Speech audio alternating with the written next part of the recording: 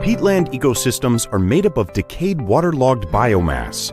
They are home to unique and endangered flora and fauna and are highly efficient natural carbon sinks. In the ASEAN region, peatlands cover approximately 56% of global tropical peatlands.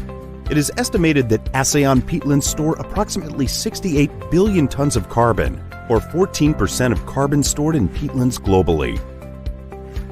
In the past few decades, human interventions such as logging, slash and burn, deforestation, drainage for agriculture, and consequently increasing wildfires have turned ASEAN's carbon-rich peatlands into gigantic carbon emitters. Annual emissions are now estimated at about 2 billion tons, approximately 4% of global fossil fuel emissions. Since the late 1990s, uncontrolled large-scale land and forest fires occurring mainly on peatlands plagued Southeast Asia. The fires caused severe transboundary smoke haze pollution, affecting millions of people's health, the disruption of transport, economic losses, and potential adverse impacts between neighboring countries. Globally, this situation contributed to huge releases of carbon and widespread loss of the unique and valuable peatland biodiversity and ecosystems. To support ASEAN's endeavors in combating transboundary haze pollution and peatland fires, sustainable use of peatland and haze mitigation in ASEAN, SUPA program, is launched with €20 million contributions from the European Union and €4 million from the German government. The objective of the SUPA program is to promote the sustainable management of peatlands in the ASEAN region through collective actions and enhanced cooperation, to support and sustain local livelihoods, reduce the risk of fire and associated haze, and contribute to global environmental management. The program is structured into two components. The goal of Component 1 is to strengthen ASEAN and ASEAN member states to implement ASEAN peatland management strategy and national action plans on peatlands. GIZ will support ASEAN and the ASEAN member states through capacity building, strengthening regional cooperation through provision of technical and material support to regional institutions on sustainable peatland management and implementation of best practices peatland governance on the ground. Through these collective efforts, we are working towards sustainable peatland management and climate change mitigation in ASEAN.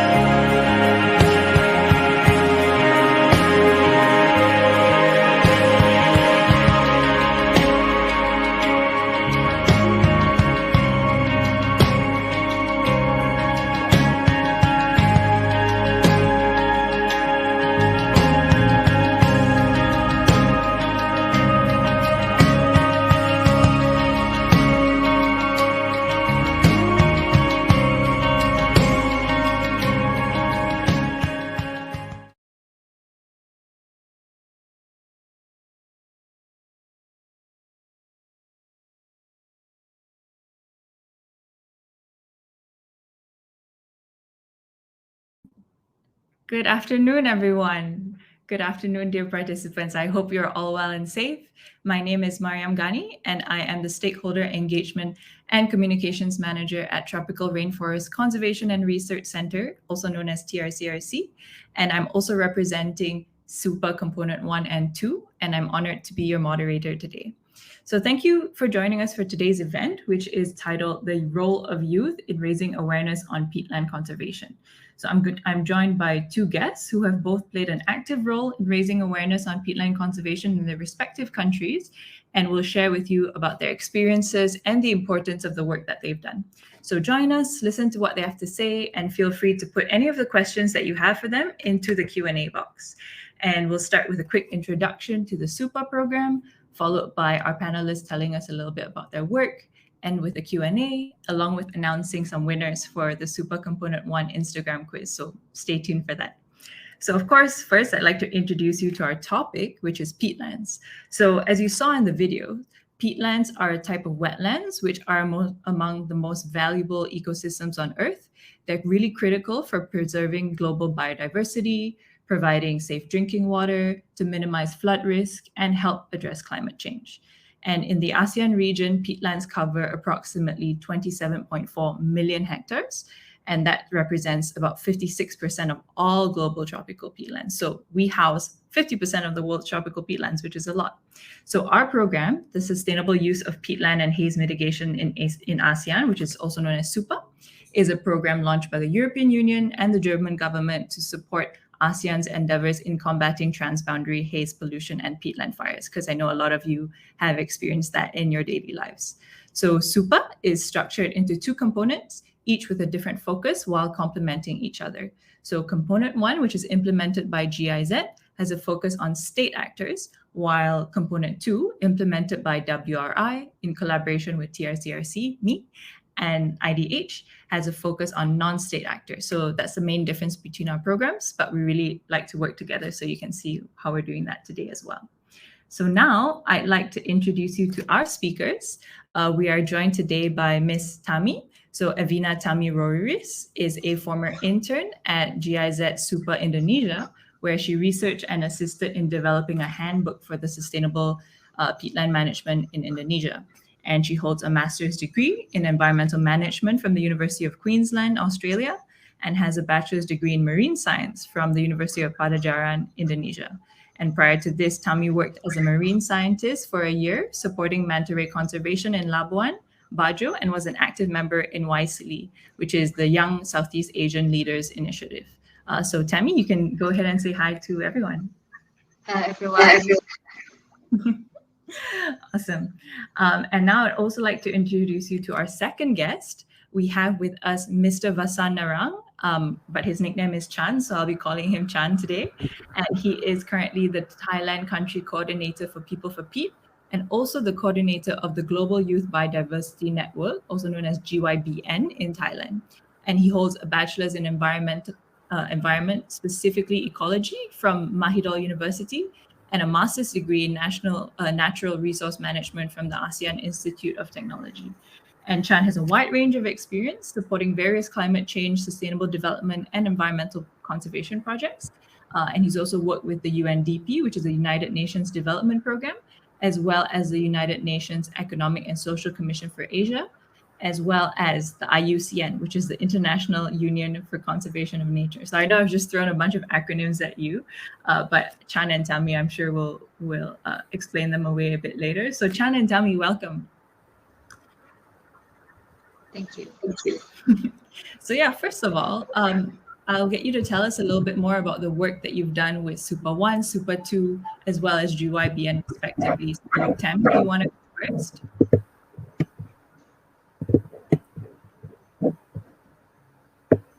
Tami, would you like to go first? Oh yeah, of course. Thank you. So good evening, everyone. My name is Tami. I would like to share my experience working as an intern with SUPA project with GIZ Indonesia. So I recently graduated from Masters in Environmental Management from the Queensland University, Australia, and I joined GIZ soon after I graduated in the SUPA project focusing on work area 3, which is generating pilot experience in Aceh. So the pilot site in Aceh itself covered 3 peatland hydrological units, or PHU, across 2 districts, and also cover at least 10 villages for the implementation of sustainable peatland management practices. So my main responsibility was to do research and also develop a handbook for sustainable peatland management for the pilot site in Aceh, looking at peat-friendly cultivation practices and also non-cultivation practices to support local livelihoods. So during this time, I learned so much, and especially the polyculture practices. So the cultivation of native or local species on peatlands without drainage. So I think this knowledge is very important. And also knowing that many commodities that can be used for this methodologies such as julutong, ilepenats, nilam, or tengkawang. So I also explore market values and opportunities for these commodities. For example, julutong can produce latex, and I also look at the market values of the byproduct itself, like can be used for chewing gum and the plywoods for the furniture materials, things like that. So there are many things that I've learned during my time as an intern. It kind of covers my responsibilities as an intern, but as a youth who loves doing research, and I think this opportunity was such a privilege for me. And it feels rewarding to be part of super project and knowing that my work and my skill and what I love, which is research, doing research, can be useful for the local community in Aceh. And I would encourage anyone that has a strong interest in social and environment to take part of this kind of projects, and or maybe work for an organization that look out for communities such as, for example, GIZ. I think that's all from me. Back to you, Mariam. Thanks so much, Tami. I love what you said about, being able to put research into action and really seeing the effects on the ground. I think that's so key. And that's why a lot of us are here today and doing what we do. I just want to address a quick question from Pie Sun Chan Ta Ang, who asks, and I'll direct this to you, and if you don't want to answer, let me know. But he wants to know, please explain the peatland definition, because I think that's a very important thing to get out of the way before we start talking about peatlands even more. What is peatland? Tami, would you like to take that? Yeah. So peatland is the decay materials that it's materials that been accumulated over years. That's why it's very rich in carbon, and it's one of the world carbon storage, because there are so many rich organic materials that been accumulated for over for many thousand years. So that's why it's very important as a carbon sink. Thank you so much, Tami. I think that's a really great explanation. It's basically the textbook explanation for what peat is. So yeah, that's especially what I learned during my study. Yeah, excellent. Thank you so much. Now on to Chan. Over to you. What work do you do for the SUPA program as well as GYBN? Okay, thanks, Mariam, and good afternoon, everyone. I'm Chan. As you know, I'm the country coordinator for SUPA Component 2 and for GYBN Thailand. Firstly, I would like to introduce GYBN to people who don't know about us. We are the Global Youth Biodiversity Network. We are officially endorsed by the Convention on Biological Diversity, the CBD. So we have official representation during the COP meetings, the Conference of Parties. We've been joining the Conference of Parties or sending representatives to join the Conference of Parties for the past, I think, 10 years already. And I joined GYBN back in 2017 when they had a regional workshop in Singapore. So GYBN was formed because the members wanted their voices to be heard by the CBD, because youth essentially will inherit the world, and so we want to make sure that the world is in a good condition for us to take over, rather than for us to take over a devastated world and then have to fix all the problems. So we wanted to get ahead of ourselves first and then start working on it before it gets too bad. And while working with GYBN in Thailand, we received an offer to support a project, a UNDP project called Maximizing Carbon Sink Capacity and Conserving Biodiversity through Sustainable Conservation, Restoration, and Management of Peat Swamps Ecosystem. This is a GEF-funded project from the Global Environment Facility. And this is a long-running project, but GYBN Thailand supported one of its activities, which is getting involved with youth in the peatlands. So most of the peatlands in Thailand is located down south. So in provinces like Songkhla, Narathiwat, Nakhon Si Thammarat, Phatthalung. These are the main areas where we have peat in Thailand. Some of them are under the Royal Forestry Department, and some of them are community forests managed by the community, so people can carry out their livelihood activities. So what we did was we went down there, we did a short training session on the economic assessment of the resources in the area for the youth and for the adults. And we conducted a questionnaire survey at the end of our project to find out what the youth's perspective was on the peatlands, and to learn about what the problems that they were facing, what are the solutions that youth propose, and what roles can youth take exactly in order to help manage these peat swamps ecosystems in the area. And then in addition, we produced a bunch of infographics, 6 in total, on the 6 sites that we visited. And we also supported the Peat Swamp Youth Challenge, which was launched prior to our engagement. But this one essentially engaged with youth who are living in the peatland areas to produce short video clips describing the peatlands that they're living in, talking about the problems that they had, talking about the resources that they use, the commodities that they can produce. And on the whole, it was a quite rewarding mission. We received a lot of positive feedback for the project on the whole. UNDP was pretty happy with GYBN's involvement. And outside of peatlands, GYBN also work on policy advocacy and awareness raising around the general biodiversity issues in Thailand. So not just peatland, but also like other wetlands or terrestrial forests, and also urban biodiversity. We do projects on like urban biodiversity. We also work with other NGOs in Thailand to, for example, the Bird Conservation Society of Thailand, to come up with bird watching activities.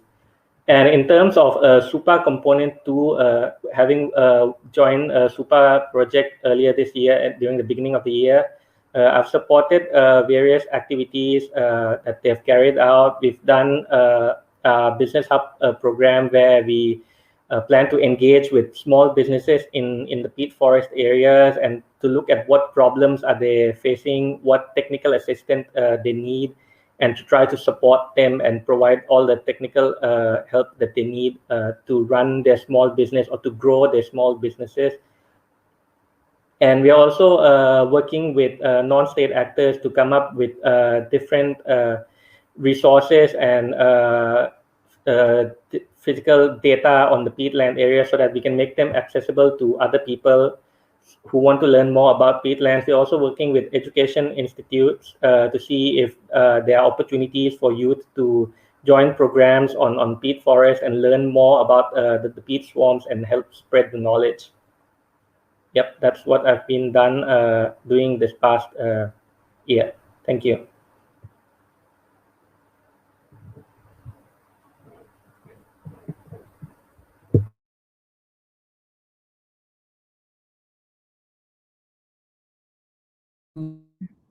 Sorry. I like what you said about GYBN and how the reason it was formed is to ensure that youth voices are heard, especially in the higher level of government and policy, because youth ultimately inherit the world. And I think that's something very important to keep in mind for a lot of us, especially the youth here today, to know that your voice matters and to make your voice heard. So yeah, thank you for sharing that. I wanted to talk a little bit to you guys about what you think the role of youth can be. So for example, the audience we have today, like what can they do in terms of conservation or starting to get involved? Because I mean, you both have quite a varied academic background, right? One person has ecology and all of that. So do you want to share a little bit about that and how you think youth today can get involved? So Tami, let's start with you. Okay, thank you. So I feel that as the next generations of researchers or people that can influence and help communities that are affected in this project, it's really important that we know, we understand the impact that we can have to help them. For example, I love doing research, and I feel like every time I do research on something that I love, it's it's making it feels easier. And but at the same time, knowing that what I do affects people, it's even more rewarding. So maybe if you like doing infographic and stuff, you can produce things that maybe posters or things that can raise awareness. So youth can start from anywhere, and how they can approach things differently. I really like that, Tammy. So it seems like Tammy's advice is to find something that you love and do it, and then see how that fits into the conservation landscape. And I love that. Like even on our team, we've got someone who does graphic design, right? So all the slides that we do, she and all the infographics, like you were saying, she does them, and she does them quite beautifully. So there's tons of ways that you can have impact. Chan? Okay, so so youth today have something that people in the past didn't have. Is this thing, your mobile phone, which essentially has like potentially all the information in the world for you to access and for you to reach out to everyone in the world through social media and other channels. So what youth can do is to find out more about what the possible ways are to improve their local environment. For example, for youth who are outside of the area, and for youth who are living in the peatland areas, or not necessarily just the peatland, but also other forest areas or other biodiversity rich areas, is to document these small things that they find interesting, and they know that people in the cities do not have access to all these small little lizards or small frogs or other small mammals, small birds. Start documenting them and sharing it with other people, and show them that if you conserve your local environment, you have a lot of these biodiversity to look at. It's like the game Pokemon. You go around and find new species of Pokemon. So it's the same. If you live in with nature, you can potentially help improve it and conserve it, and then get more people to know more about it. And with your mobile phone, you can also learn more from other people. So if your environment is already degraded and you wanted to know more about how to restore, you can essentially contact your local government or local universities and ask them, I'm in a peat forest area, you have a program on peat forest, and I need to restore it, and what are the immediate actions that I can take to restore the things? Do I stop using the natural resources, or are we doing something wrong, something like that? And eventually you can start conversation with people and learn more about what they're doing and what you can do. So essentially it's to reach out and connect with people and come back and try to fix the problems that you have. I love that as well. I think you made such a good point about the world being so accessible to us nowadays, right? Literally just a tap away. And to be curious and ask more questions, because someone might have the answer. If they don't, they'll lead you somewhere else, and eventually you'll find out. So I think that's some really good advice to share with people about kind of developing that passion and that inquisitory aspect of things. Okay, so what sort of made you guys really excited or interested in the environment and in peatlands in particular? Tammy? I think things that made me decide to study environment. I think because I really love outdoor activities. I love scuba diving, free diving. I love hiking. So being able to spend time more outdoor and at the same time studying about the environment.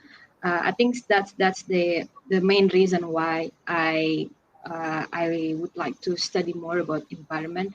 And for peatland itself, I learned a little bit of peatland during my master's degree, and I do remember one thing from one of the course is that peatland can be used as a tool to reconstruct vegetation, you can use it.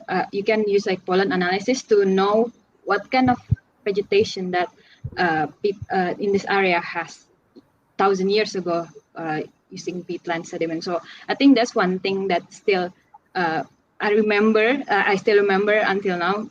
And yeah, I think that's the reason why I that's the most interesting thing I found about peatland. That's so cool. I actually didn't know that, and I do this for a living now, so I've already learned something about peatland sediment and how you can trace back what was there. That's so cool. Chan? Okay, so for me, I think it was during my freshman year in university. I took this class, Ecosystems and Natural Resources.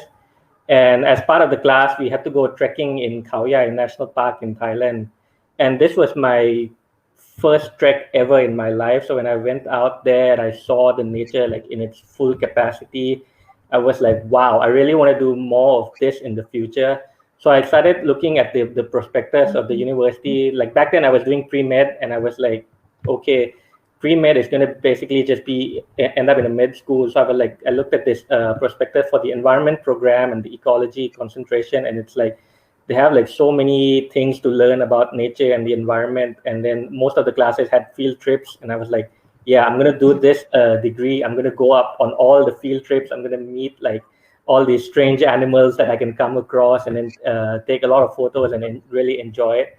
And then and that's exactly what I did. I switched my major during my second semester, and I started taking all these classes with field trips, went to the field, learned more. There was also like a lot of social science classes where we worked with the agricultural and the community forest people to learn about how they're managing it. And that became like really something that I was interested in. And afterwards, I did my master's degree in natural resources management. I learned even more about it and started my career with UNDP and UNSCAP and all. And eventually, I stumbled upon a news article regarding the forest fire down south. And this word peat came up, which is something that even though I did my degree in ecology, I've never heard of the word peat before, because for Thailand, most of it was just wetlands and mangrove. So either if it's beside the sea, then it's a mangrove. If it's inland, it's just a wetland. But we didn't really go down to classify them further. And then when I heard about peat, and then I was like reading about peat, and randomly I stumbled upon the People for Peat program, and I was like, oh, there is actually a program in Thailand and a career opportunity for me. So I quickly applied for it, and I got selected for the position, and the rest is history. I love that. And actually, speaking of, you just quickly mentioned it, we're running a little bit tight on time, but someone asked, are all peatlands the same, and are there different types of peatlands? And I think you just kind of alluded to that, Chan. So do you want to quickly speak to that while we have like a minute left? I mean, there are peatlands in the tropic areas, which has like a lot of tropical species, but we also have peatlands in like the European countries, like in UK. So those have the temperate species. So definitely the species are different. And also in the tropic itself, in terms of the quality of the peatlands, the biodiversity is different depending on the level of water that you have, depending on the nutrients availability that you have, and how much have humans impacted the peatlands. So we have like drained peatlands, which would potentially be a huge fire hazard, and we also have the non-drained peatland, which is a good resource that we should work on conserving. So yes, in terms of differences, in terms of regionally, we have the tropical and the temperate peatlands, and I'm sure each country would also have different level of diversity and different trees and animal species existing in the peatland. So there is a difference. Great. Thank you so much, guys. We're unfortunately out of time. But what we can do is our presenters can go into the chat box and maybe just share a bit of their answers to some of the questions, because we had another really good question, which is what is the best resource for us to learn about peatlands? And I will say, if you visit our booths, both Super 1 and Super 2, you'll learn a lot about peatlands. So please go do that after this session. So again, thank you so much, Chan and Tami, for your time. And thank you to all our participants for your questions. And I hope you learned a lot. I did. So that was really great.